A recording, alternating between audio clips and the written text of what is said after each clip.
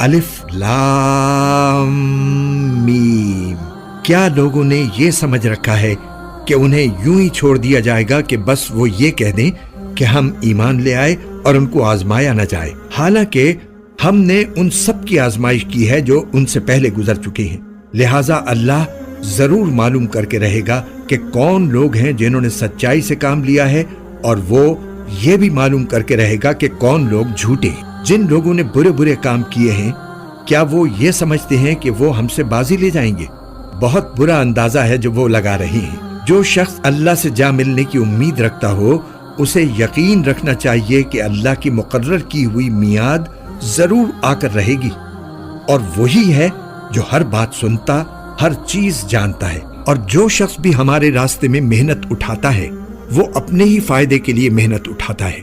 یقیناً اللہ تمام دنیا جہان کے لوگوں سے بے نیاز ہے۔ اور جو لوگ ایمان لے آئے ہیں اور انہوں نے نیک عمل کیے ہیں، ہم ان کی خطاؤں کو ضرور ان سے جھاڑ دیں گے، اور جو عمل وہ کرتے رہے ہیں ان کا بہترین بدلہ انہیں ضرور دیں گے۔ اور ہم نے انسان کو حکم دیا ہے کہ وہ والدین کے ساتھ اچھا سلوک کرے، اور اگر وہ تم پر زور ڈالیں کہ تم میرے ساتھ کسی ایسے معبود کو شریک ٹھہراؤ جس کے بارے میں تمہارے پاس کوئی دلیل نہیں ہے، تو ان کا کہنا مت مانو۔ میری ہی طرف تم سب کو لوٹ کر آنا ہے، اس وقت میں تمہیں بتاؤں گا کہ تم کیا کرتے رہے ہو۔ اور جو لوگ ایمان لائے ہیں اور انہوں نے نیک عمل کیے ہیں، ہم انہیں ضرور نیک لوگوں میں شامل کریں گے۔ اور کچھ لوگ ایسے ہیں کہ وہ کہہ دیتے ہیں کہ ہم اللہ پر ایمان لے آئے ہیں، پھر جب ان کو اللہ کے راستے میں کوئی تکلیف پہنچائی جاتی ہے تو وہ لوگوں کی پہنچائی ہوئی تکلیف کو ایسا سمجھتے ہیں جیسے اللہ کا عذاب۔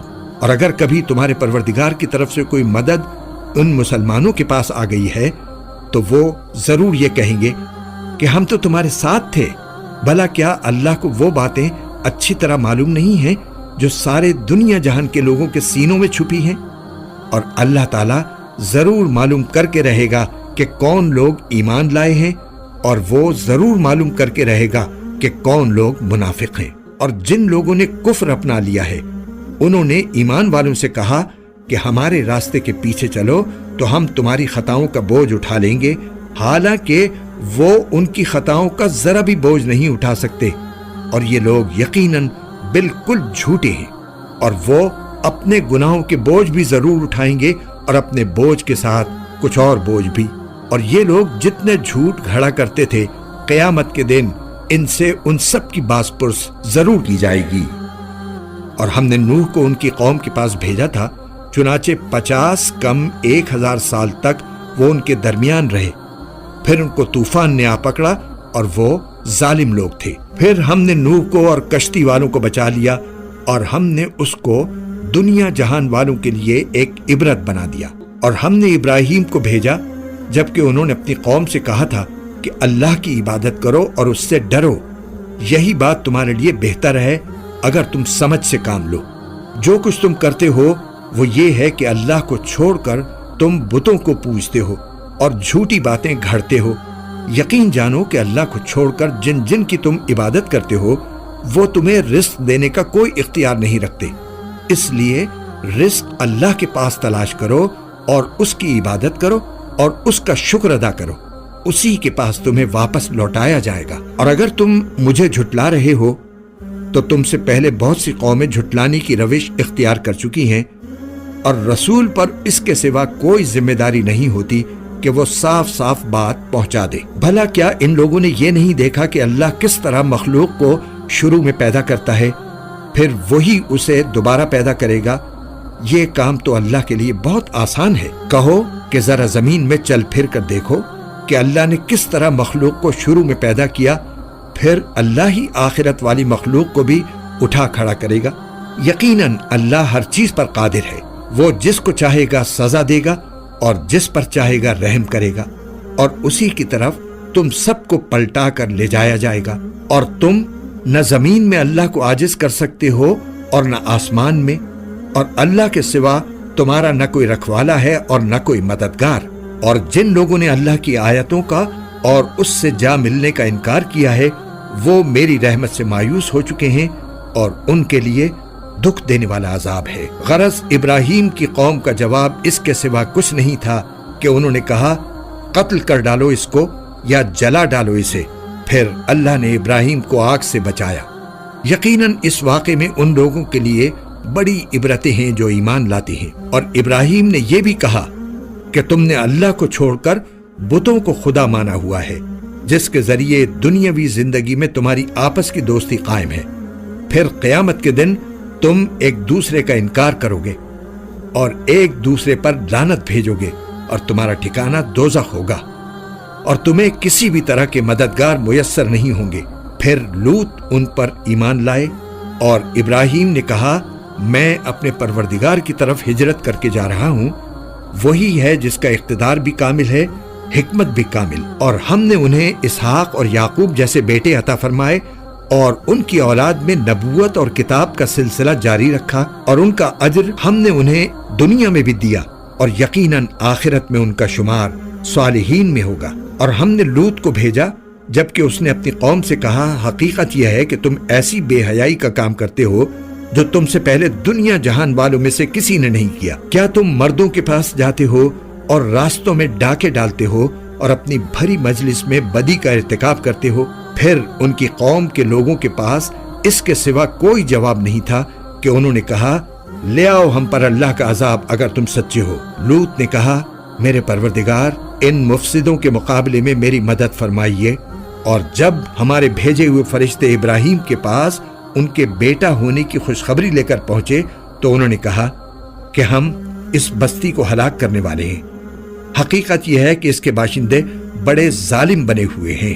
ابراہیم نے کہا اس بستی میں تو لوط موجود ہیں۔ فرشتوں نے کہا ہمیں خوب معلوم ہے کہ اس میں کون ہے، ہم انہیں اور ان کے متعلقین کو ضرور بچا لیں گے، سوائے ان کی بیوی کے کہ وہ ان لوگوں میں شامل رہے گی جو پیچھے رہ جائیں گے۔ اور جب ہمارے بھیجے ہوئے فرشتے لوط کے پاس پہنچے تو لوط ان کی وجہ سے سخت پریشان ہوئے اور ان کی وجہ سے ان کا دل تنگ ہونے لگا۔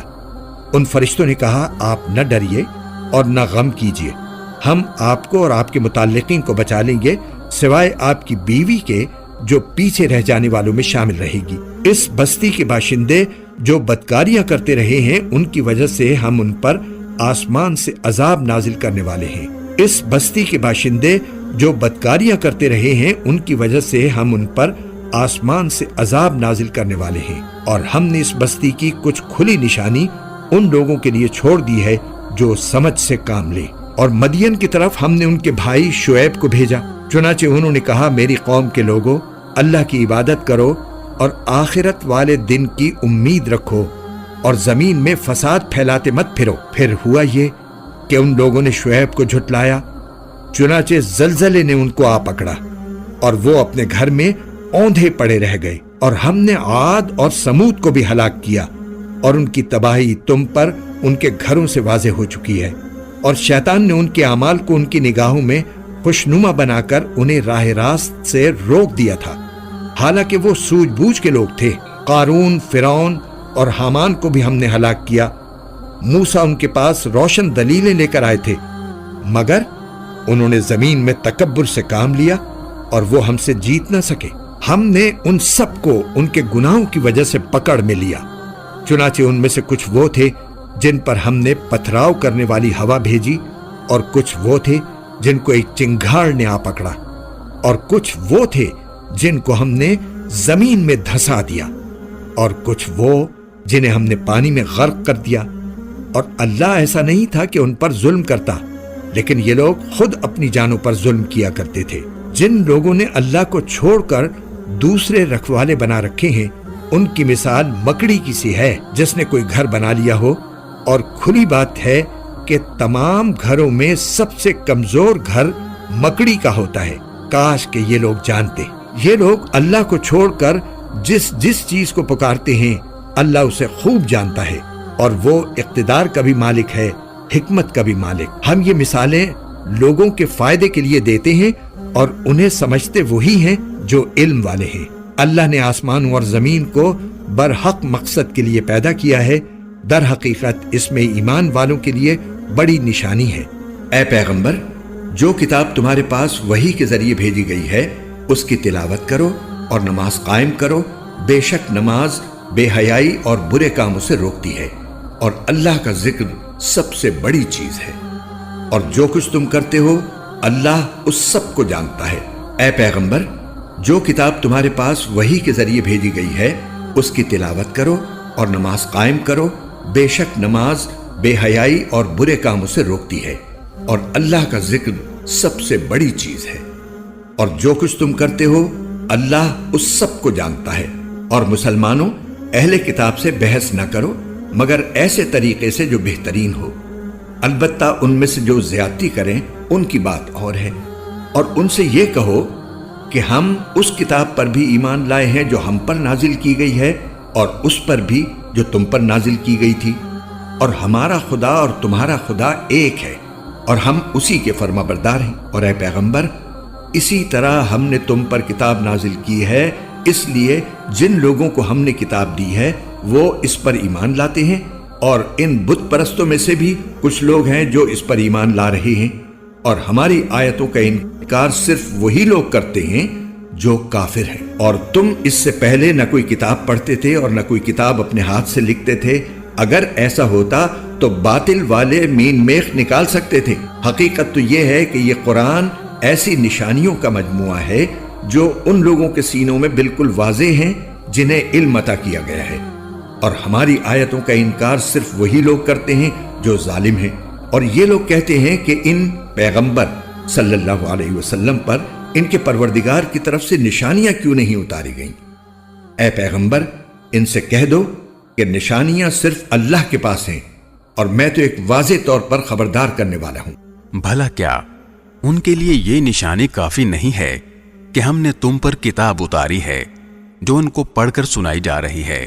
یقیناً اس میں ان لوگوں کے لیے بڑی رحمت اور نصیحت ہے جو ماننے والے ہوں۔ کہہ دو کہ میرے اور تمہارے درمیان گواہی دینے کے لیے اللہ کافی ہے، اسے ان تمام چیزوں کا علم ہے جو آسمانوں اور زمین میں موجود ہیں، اور جو لوگ باطل پر ایمان لائے ہیں اور اللہ کا انکار کیا ہے وہی ہیں جو سخت نقصان اٹھانے والے ہیں۔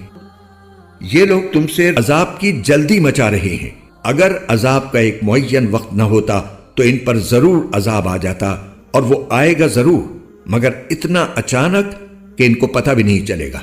یہ تم سے عذاب کی جلدی مچا رہے ہیں، اور یقیناً جہنم ان کو گھیرے میں لے لے گی۔ اس دن جب عذاب ان پر اوپر سے بھی چھا جائے گا اور ان کے پاؤں کے نیچے سے بھی، اور کہے گا کہ چکھو ان کاموں کا مزہ جو تم کیا کرتے تھے۔ اے میرے بندو جو ایمان لا چکے ہو، یقین جانو میری زمین بہت وسیع ہے، لہٰذا خالص میری عبادت کرو۔ ہر متنفس کو موت کا ذائقہ چکھنا ہے، پھر ہماری ہی طرف تم سب کو واپس لایا جائے گا۔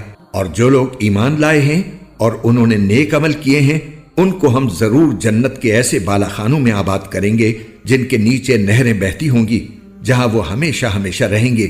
بہترین اجر ہے ان عمل کرنے والوں کا جنہوں نے صبر سے کام لیا اور جو اپنے پروردگار پر بھروسہ کرتے ہیں۔ اور کتنے جانور ہیں جو اپنا رزق اٹھائے نہیں پھرتے، اللہ انہیں بھی رزق دیتا ہے اور تمہیں بھی، اور وہی ہے جو ہر بات سنتا، ہر چیز جانتا ہے۔ اور اگر تم ان سے پوچھو کہ کون ہے جس نے آسمانوں اور زمین کو پیدا کیا اور سورج اور چاند کو کام پر لگایا، تو وہ ضرور یہ کہیں گے کہ اللہ۔ پھر آخر یہ لوگ کہاں سے اوندھے چل پڑتے ہیں؟ اللہ اپنے بندوں میں سے جس کے لیے چاہتا ہے رزق میں کشادگی کر دیتا ہے، اور جس کے لیے چاہتا ہے تنگی کر دیتا ہے۔ یقیناً اللہ ہر چیز کا مکمل علم رکھتا ہے۔ اور اگر تم ان سے پوچھو کہ کون ہے جس نے آسمان سے پانی برسایا، پھر اس کے ذریعے زمین کے مردہ ہونے کے بعد اسے زندگی بخشی، تو وہ ضرور یہ کہیں گے کہ اللہ۔ کہو الحمدللہ، لیکن ان میں سے اکثر لوگ عقل سے کام نہیں لیتے، اور یہ دنیاوی زندگی کھیل کود کے سوا کچھ بھی نہیں، اور حقیقت یہ ہے کہ دار آخرت ہی اصل زندگی ہے، اگر یہ لوگ جانتے ہوتے۔ چنانچہ جب یہ کشتی میں سوار ہوتے ہیں تو اللہ کو اس طرح پکارتے ہیں کہ ان کا اعتقاد خالص اسی پر ہوتا ہے، پھر جب وہ انہیں بچا کر خشکی پر لے آتا ہے تو فوراً شرک کرنے لگتے ہیں۔ کر لیں یہ لوگ ناشکری اس نعمت کی جو ہم نے ان کو دی ہے، اور اڑا لیں کچھ مزے، پھر وہ وقت دور نہیں جب انہیں سب پتہ چل جائے گا۔ بھلا کیا انہوں نے یہ نہیں دیکھا کہ ہم نے ان کے شہر کو ایک پرامن حرم بنا دیا ہے جبکہ ان کے ارد گرد لوگوں کا حال یہ ہے کہ انہیں اچک لیا جاتا ہے۔ کیا پھر بھی یہ باطل پر ایمان لاتے ہیں اور اللہ کی نعمت کی ناشکری کرتے ہیں؟ اور اس شخص سے بڑا ظالم کون ہوگا جو اللہ پر جھوٹا بہتان باندھے یا جب اس کے پاس حق کی بات پہنچے تو وہ اسے جھٹلائے۔ کیا جہنم میں ایسے کافروں کا ٹھکانہ نہیں ہوگا؟ اور جن لوگوں نے ہماری خاطر کوشش کی ہے ہم انہیں ضرور بالضرور اپنے راستوں پر پہنچائیں گے، اور یقیناً اللہ نیکی کرنے والوں کے ساتھ ہے۔